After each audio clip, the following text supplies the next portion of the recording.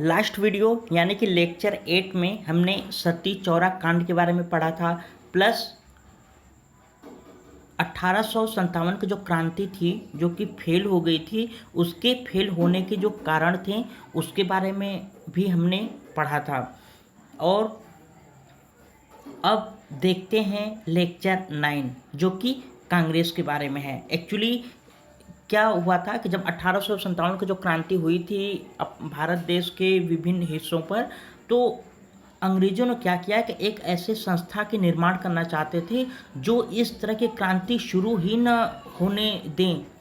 अगर शुरू हो भी गया हो तो उसको जो है नष्ट करने के लिए, उसको समाप्त करने के लिए जो है एक संस्था का निर्माण अंग्रेज करना चाहते थे, जिसको उस संस्था का नाम जो है कांग्रेस दिया गया। तो आइए आज हम लोग पढ़ेंगे कांग्रेस के बारे में। भारतीय राष्ट्रीय कांग्रेस की स्थापना डफरिन के शासनकाल में हुआ था, जिसका उद्देश्य भारत में हो रहे आंदोलन जो विभिन्न छोटे छोटे दलों द्वारा हो रहे थे उसको दबाना या उसको समाप्त करना था। भारतीय राष्ट्रीय कांग्रेस की स्थापना का जो कॉन्सेप्ट था वो 1878 ईस्वी में शिमला में एक मीटिंग हुई थी। उस मीटिंग का नाम 7 वॉल्यूम था और 7 वॉल्यूम मीटिंग के जो अध्यक्ष थे वो लॉर्ड डफरिन थे। तो उस दौरान जो है कांग्रेस जैसी संस्था का कॉन्सेप्ट जो है इस मीटिंग में बताया गया था। 1885 ईस्वी में भारतीय राष्ट्रीय कांग्रेस की स्थापना की गई, जिसका सचिव A.O. ह्यूम को बनाया गया। A.O. ह्यूम का जो पूरा नाम था वो था Allan Octavian Hume. Allan Octavian Hume. इसीलिए जो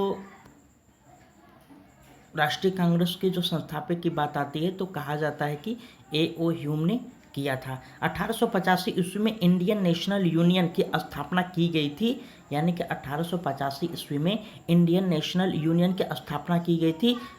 उसी यूनियन का नाम बदलकर दादा भाई नेहरूजी ने INC इंडियन नेशनल कांग्रेस रख दिया था। ये वही इंडियन नेशनल कांग्रेस है जिसकी वर्तमान में जो अध्यक्ष हैं, कार्यकारी अध्यक्ष हैं, वो सोनिया गांधी हैं, और उससे पहले जो राष्ट्रीय कांग्रेस के जो अध्यक्ष थे वो राहुल गांधी थे।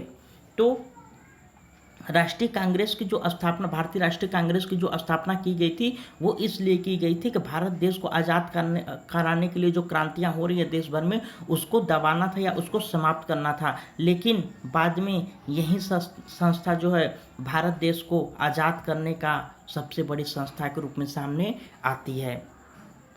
कांग्रेस का अर्थ होता क्या है? तो कांग्रेस का जो अर्थ होता है वो होता है जनता का समाज या समूह। जनता का समाज या समूह। कांग्रेस की स्थापना का जिक्र सर्वप्रथम मद्रास के एक समाचार पत्र हिंदू में हुआ था। कांग्रेस की स्थापना हो गई तो उसमें टेलीविज़न, रेडियो या फिर ऐसा कुछ बहुत कम था या फिर न के बराबर था। तो उस समय स्थापना तो हो गई थी, राष्ट्रीय कांग्रेस की स्थापना तो हो गई थी, लेकिन सर्वप्रथम जो है मद्रास में एक पत्र था हिंदू नाम का, उसमें इसकी स्थापना के बारे में छापा गया था।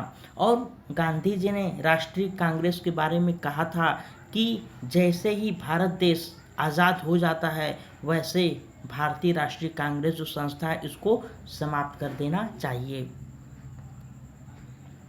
अब इसकी स्थापना होता कैसे वो हम देख लेते हैं कि कांग्रेस सभा का जो गठन कहाँ हुआ था वो बम्बई में हुआ था, यानी कि जो फर्स्ट अधिवेशन होता वो भी मुंबई में हुआ था। पहले पुणे में होने वाला था, लेकिन वहाँ पे प्लेग रोग फैल गया था, इसके लिए जो है इनका जो प्रथम अधिवेशन होता है वो मुंबई में होता है। तो कांग्रेस सभा का जो गठन होता है वो मुंबई में होता है, और कांग्रेस का जो प्रथम अधिवेशन पुणे में होने वाला था, लेकिन वहाँ पर प्लेग रोग फैलने के कारण प्रथम अधिवेशन मुंबई के गोकुल दास तेजपाल संस्कृत विद्यालय में जो है 28 दिसंबर 1885 में हुआ।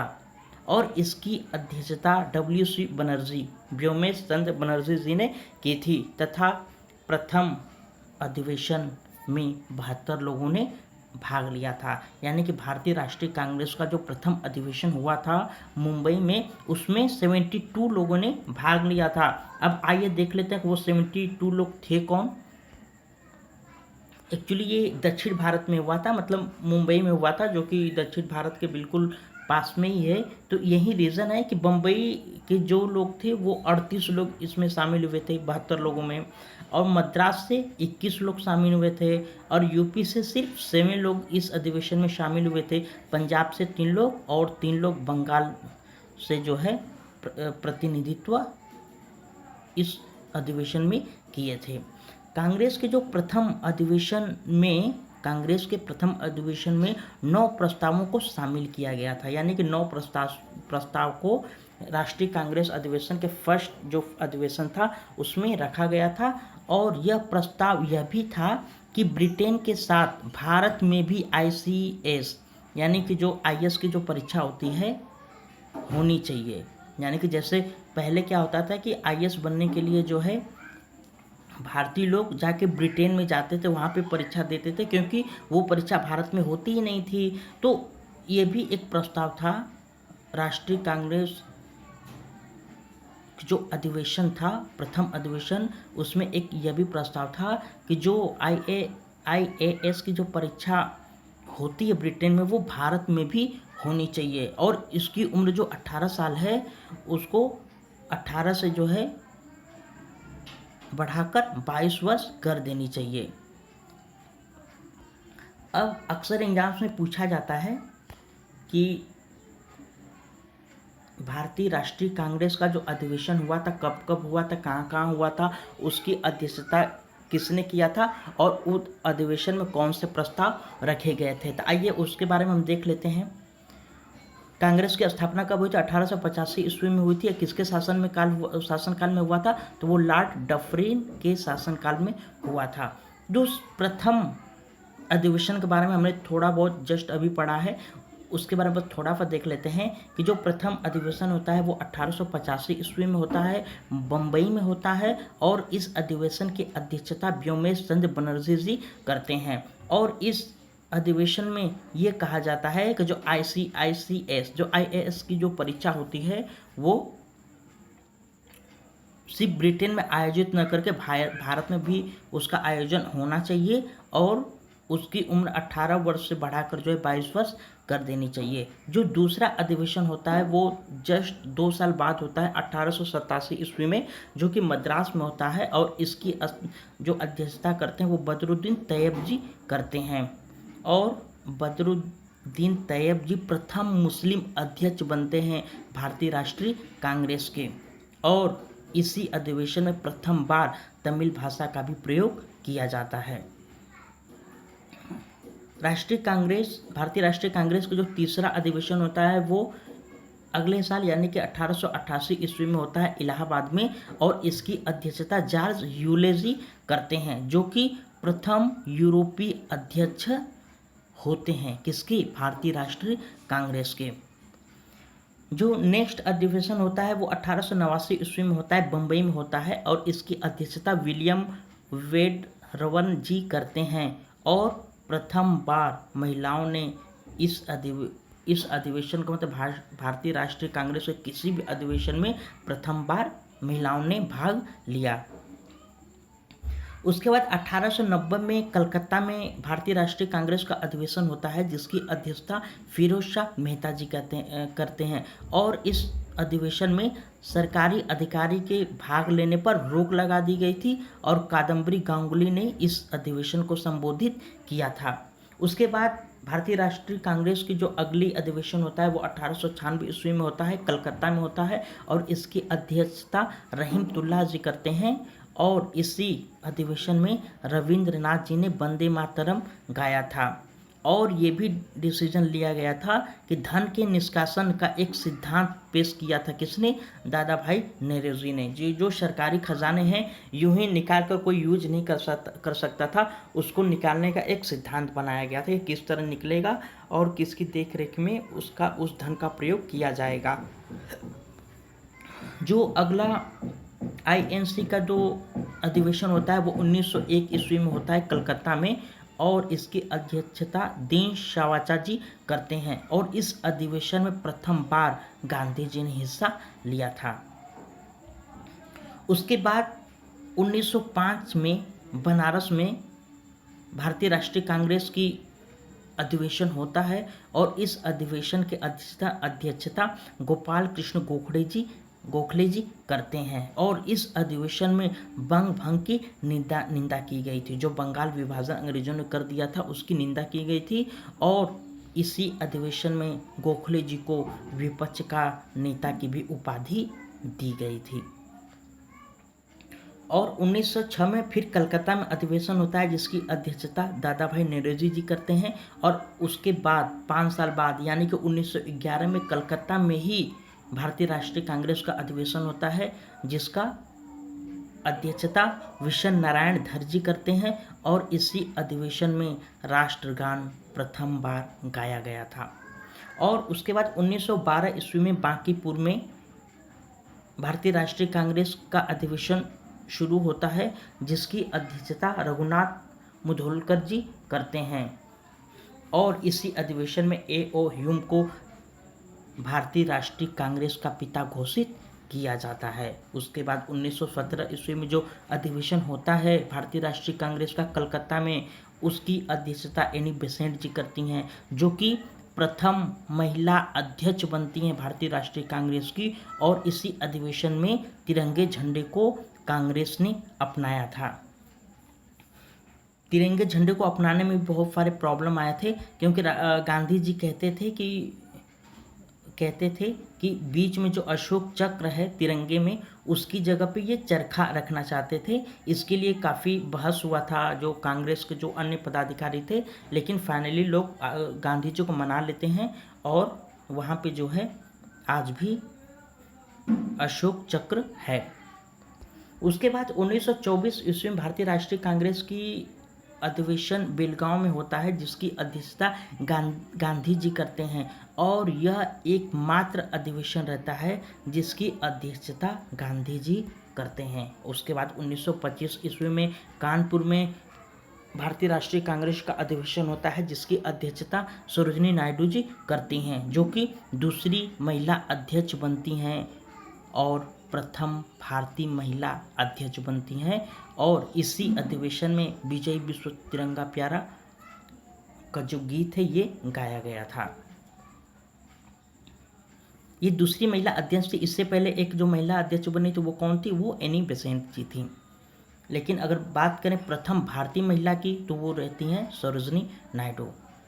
1900 उसके बाद 1925 के बाद 1929 में जो है लाहौर में जवाहरलाल नेहरू के अध्यक्षता में भारतीय राष्ट्रीय कांग्रेस की अधिवेशन शुरू होता है। और इसी अधिवेशन में पूर्ण स्वराज के प्रस्ताव को पारित किया जाता है। और उसके बाद 1931 ईस्वी में कराची में सरदार पटेल जी के अध्यक्षता में अधिवेशन होता है। और इस अधिवेशन में मौलिक अधिकारों पर प्रस्ताव तथा आर्थिक नीति का प्रस्ताव पारित किया गया था। उसके बाद 1933 ईस्वी में कलकत्ता में नलिनी सेन गुप्ता की अध्यक्षता में अधिवेशन होता है। और उसके बाद 1934 ईस्वी में बम्बई में राजेंद्र प्रसाद जो कि भारत के प्रथम राष्ट्रपति थे, इनके अध्यक्षता में अधिवेशन स्टार्ट होता है। और इस अधिवेशन में कांग्रेस समाजवादी दल की स्थापना करता है। 1937 ईस्वी में फिर जब फैज़पुर कहाँ महाराष्ट्र में पड़ता है, तो जो अधिवेशन होता है इसके जो अध्यक्ष रहते हैं वो जवाहरलाल नेहरू जी रहते हैं। और प्रथम अधिवेशन जो गांव में हुआ था, यानी कि फैज़पुर महाराष्ट्र में जो अधिवेशन हुआ था 1937 ईस्वी में, जिसकी अध्यक्षता जवाहरलाल नेहरू जी ने किया था, यह अधिवेशन प्रथम बार किसी गांव में शुरू किया गया था। उसके बाद 1938 ईस्वी में हरिपुरा एक्चुअली गुजरात में है, वहाँ पे भारतीय राष्ट्रीय कांग्रेस का अधिवेशन होता है जिसकी अध्यक्षता सुभाष चंद्र बोस जी करते हैं और सुभाष चंद्र राष्ट्रीय नियोजन समिति का गठन भी इसी अधिवेशन के दौरान करते हैं। उसके बाद 1939 ईस्वी में जो त्रिपुरी में जो है, जो कि जबलपुर MP में पड़ता है, वहाँ पे भारतीय राष्ट्रीय कांग्रेस का अधिवेशन हुआ जिसकी अध्यक्षता सुभाष चंद्र बोस और राजेंद्र प्रसाद दोनों मिल संयुक्त रूप से इन्होंने किया था और प्रथम बार अध्यक्ष पद के लिए मतदान हुआ था और इसमें जो है राजेंद्र प्रसाद को अध्यक्ष चुना जाता है और सुभाष चंद्र बोस जी हार जाते हैं। परिणाम स्वरूप ये राष्ट्रीय कांग्रेस से इस्तीफा दे देते हैं। उसके बाद जो अगले अधिवेशन होता है वो 1946 ईस्वी में होता है मेरठ में और इसकी अध्यक्षता संयुक्त रूप से JB कृपलानी और राजेंद्र प्रसाद जी करते हैं और इसी अधिवेशन में स्वतंत्रता प्राप्ति के समय ये पद पर आसीन थे। यानी कि JB कृपलानी और राजेंद्र प्रसाद जो है तब तक ये अध्यक्ष बने रहे भारतीय राष्ट्रीय कांग्रेस के जब तक कि भारत देश आज़ाद न हो गया। उसके बाद कुछ और पॉइंट देखते हैं भारतीय राष्ट्रीय कांग्रेस के बारे में कि भारतीय राष्ट्रीय कांग्रेस की अध्यक्षता करने वाली महिलाएं कौन कौन थी। तो प्रथम जो 1917 में जो अध्यक्ष की थी एनी बेसेंट जी ने, ये प्रथम महिला थी और इन्होंने होम रूल लीग की स्थापना को मद्रास में, जिसका मुख्यालय अडियार में था, इन्होंने होम रूल लीग की स्थापना भी की थी। जो दूसरी महिला बनती हैं भारतीय राष्ट्रीय कांग्रेस के अध्यक्ष 1925 ईस्वी में, वो सरोजिनी नायडू रहती हैं और इन्होंने कानपुर के अधिवेशन में भारत की कोकिला, यानी कि इन्होंने जो अध्यक्ष बना था वो कानपुर के अधिवेशन में इनको अध्यक्ष बनाया गया था और इनको भारत की कोकिला के भी नाम से जाना जाता है और यह प्रथम भारतीय महिला थी जो कि भारतीय राष्ट्रीय कांग्रेस का अध्यक्ष बनी थी। उसके बाद 1933 ईस्वी में नलिनी सेन गुप्ता, ये जो है भारतीय राष्ट्रीय कांग्रेस के अध्यक्ष बनती थी। ये भारतीय मूल की थी लेकिन विदेशी महिला थी। ये भारत में ये पैदा हुई थी, बड़ी हुई थी, लेकिन ये किसी अन्य देश में जाके बस के वहाँ की नागरिकता ले ली थी। और कुछ पॉइंट्स हैं भारतीय राष्ट्रीय कांग्रेस के बारे में कि कांग्रेस के अधिवेशन की अध्यक्षता करने वाले सबसे कम उम्र के जो अध्यक्ष थे वो थे अबुल कलाम आज़ाद, जो कि सर्वाधिक समय तक अध्यक्ष भी रहे थे। सुभाष चंद्र बोस के जो राजनीतिक गुरु थे वो तो CR दास, यानी कि चित्तरंजन दास जो हैं सुभाष चंद्र बोस के राजनीतिक गुरु थे। ठीक उसी तरह जिस प्रकार महात्मा गांधी के जो राजनीतिक गुरु थे वो गोपाल कृष्ण गोखले जी थे। और झंडा समिति के अध्यक्ष कौन थे? ये JB कृपलानी जी थे। इनको भी बनाया गया था लेकिन जो मेन उस समय जो डिसीजन था वो राजेंद्र प्रसाद जी ही लेते थे। नेक्स्ट पॉइंट है सुभाष चंद्र बोस का जन्म उड़ीसा के कटक में हुआ था।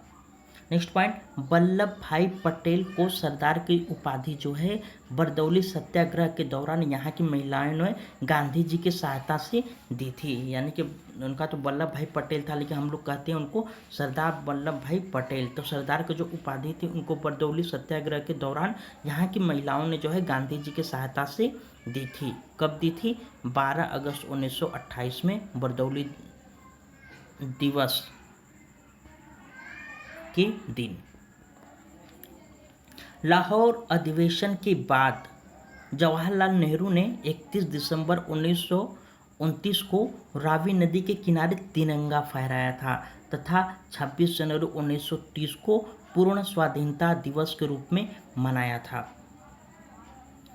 नेक्स्ट पॉइंट, सर्वाधिक बार कांग्रेस की अध्यक्षता करने वाले कौन थे? जवाहरलाल नेहरू जी थे। ये 4 बार भारतीय राष्ट्रीय कांग्रेस के अध्यक्ष बने थे। उसके बाद जो नंबर आता है दादा भाई नौरोजी जी का, ये 3 बार बने थे।